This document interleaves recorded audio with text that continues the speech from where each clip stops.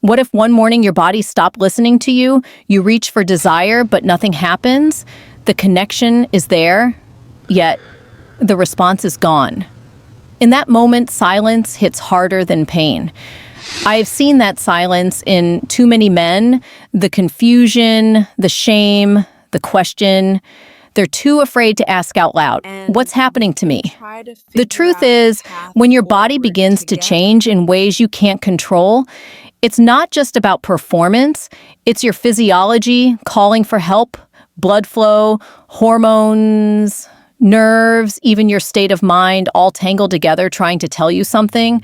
Most men ignore the message until it gets louder, until it starts stealing their confidence, their energy, their peace. But here's the part, no one explains this isn't the end of your vitality. It's a signal, and signals can be decoded. Once you understand what your body is trying to say, you can rebuild it stronger than before, because every man deserves to feel alive, capable, connected, not just in his body, but in his mind. And that's exactly what we're going to uncover together. When a man tells me it just doesn't feel the same anymore, he's not talking about emotion, he's talking about strength. That invisible measure of firmness that once came without thought, now slipping away without warning. In medicine, we actually have a way to measure it, something called the erectile hardness score. It sounds clinical, but it's really a window into how well blood is flowing, how healthy the vessels are, and how confidently the body responds to desire. The scale runs from 1 to 4. Level 1, soft, not firm enough for penetration. Level 2, partly hard enough for contact, but not control. Level 3, mostly firm enough for intercourse, but not rock solid.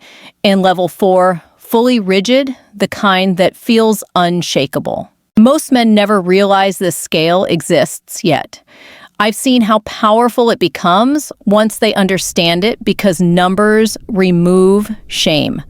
They turn fear into data, and data can be fixed. Clinically, research from the Journal of Urology shows that when hardness drops just one level on this scale, blood flow efficiency can fall by nearly 20%. That's not just a statistic, that's your circulation telling you something long before your heart does. So when you notice changes down there, it isn't weakness, it's early intelligence from your body. And that's why the conversation shouldn't be, can I still perform? But what is my body trying to tell me? Because behind every weaker erection, there's a reason, maybe reduced nitric oxide, maybe medication, maybe stress locking your blood vessels like a clenched fist. The key is recognizing it before it becomes permanent. But here's the twist, most men never hear. Even a small improvement in hardness score often signals a major improvement in cardiovascular health. So yes, fixing your performance might just protect your heart. And that's where things start to get interesting, because the cause isn't always physical. Sometimes what looks like a body problem begins in the mind. Stay with me, because this is where the science gets personal and the real story behind ED begins. What most people don't realize is that the body and the mind are not two separate systems. They're partners in every reaction you feel. When a man starts to struggle with erection strength, his first instinct is usually panic. That panic triggers stress hormones, which narrow blood vessels, lower nitric oxide, and make the next attempt even harder. It becomes a loop. Fear causes dysfunction, and dysfunction fuels fear. I've seen this countless times. A patient comes in convinced something is broken, but after examining his tests, normal blood work, good testosterone levels, it's clear the issue isn't just in the body. It's in the anticipation, the anxiety before intimacy, the performance checklist running through his head like static noise. Once that noise takes over, the body can't relax enough to respond. And that's why the brain can be the most powerful organ in every erection you'll ever have. A study from the Harvard Medical School found that psychological factors contribute to nearly 40% of erectile dysfunction cases under age 50. Think about that 4 out of 10 men are fighting a battle that starts in their minds, not in their blood. But here's the thing, once they understand that everything changes, because the same brain that creates anxiety can also rewire itself for recovery. Through therapy, meditation, breathing control, and even open communication with a partner, the brain learns to shift from fight or flight to rest and respond. And when that happens, blood flow follows.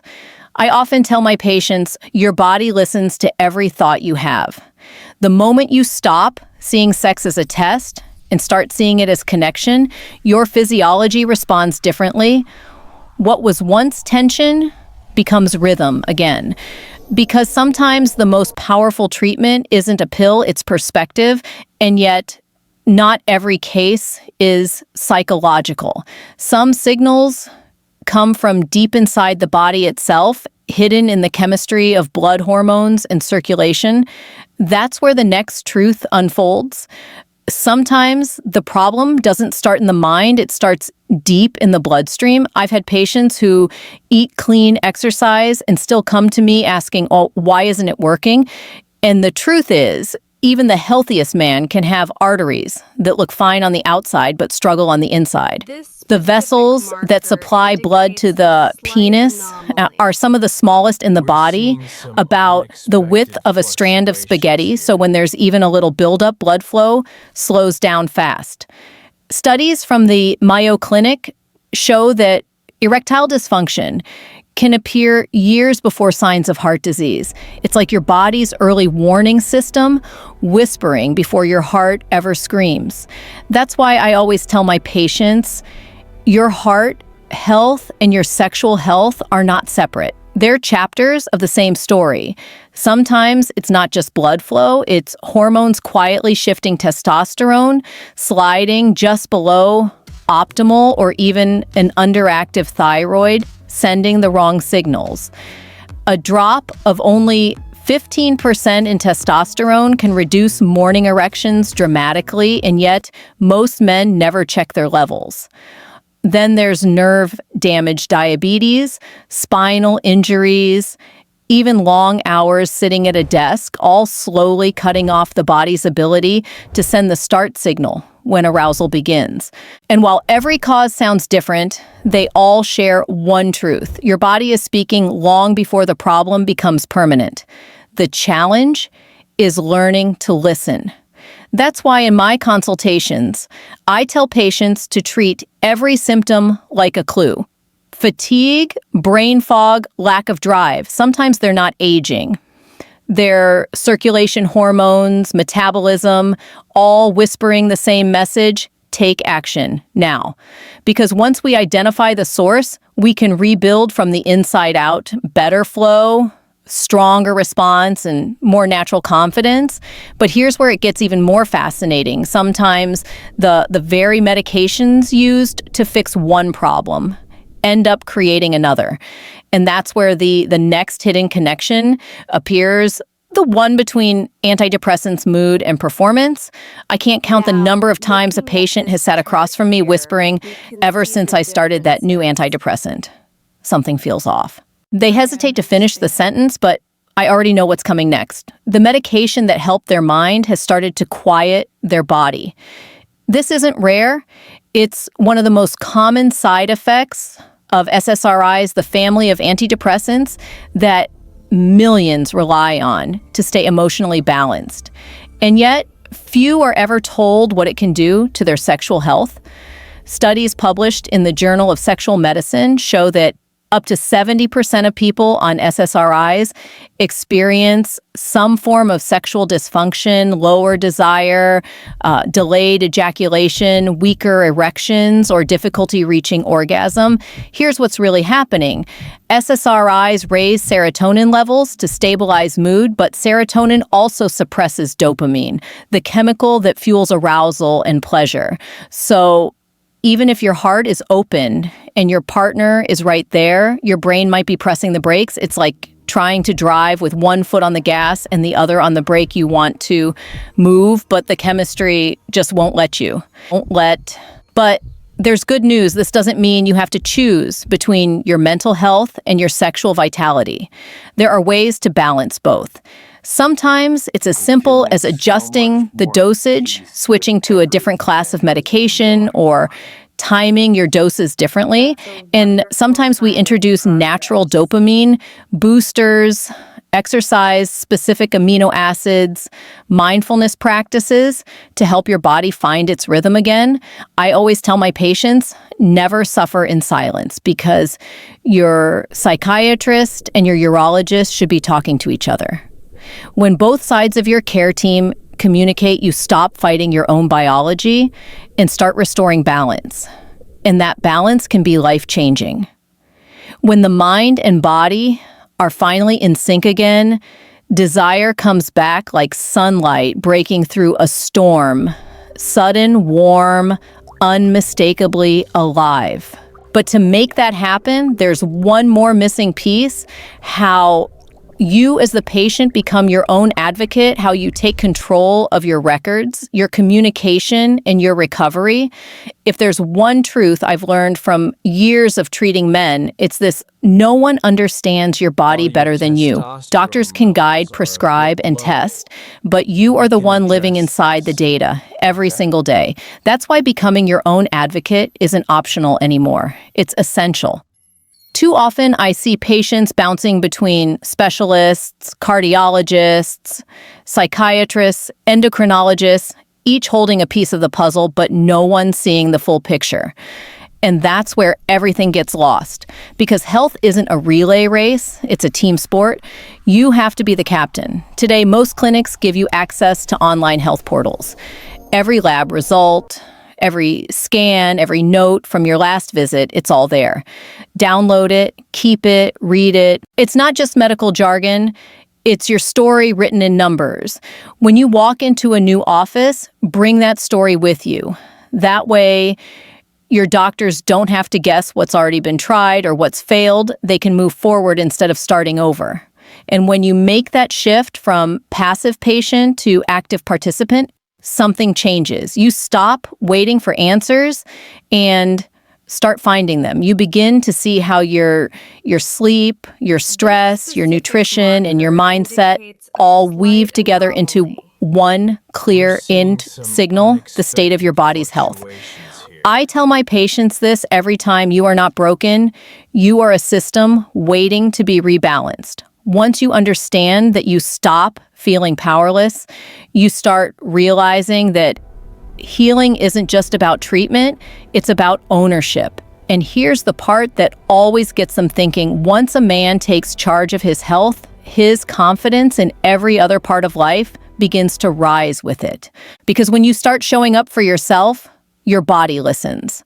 And that brings us full circle, because everything we've talked about, from blood flow to mindset to medication, leads to one truth: you can rebuild your strength, your confidence, and your vitality. And in the next moments, I'll show you how to begin that journey today. If there's one thing I hope you take away from this video, it's this: your body is not failing you. It's talking to you. Every change, every struggle, every quiet signal is your body's way of asking for care, not punishment. Erectile issues don't define your worth as a man. They're simply clues that deserve your attention, not your shame. So here's my advice. Start by listening. Notice what your body tells you in the mornings and moments of stress in your habits. Get your blood checked, your hormones tested, your medications reviewed. Move your body, sleep deeply. Eat for circulation, not for convenience. Small, consistent choices build a foundation stronger than any quick fix. And if you're on antidepressants, if you're managing diabetes or high blood pressure, don't keep silent. Let your doctors talk to each other. Let them help you balance both your mental and physical strength, because healing is not about one organ, it's about the whole man. I share this because I want you to live longer, stronger, and more confidently. You deserve to feel alive in every sense of the word. So, if today's message resonated with you, save this video, watch it again when you need a reminder that change is possible. Subscribe to the channel, hit the bell so you never miss new insights on men's health and vitality. And tell me in the comments, what part of your health do you want to understand next? Your question might be the topic of our next episode. Take care of yourself, because your health isn't just your future, it's your freedom.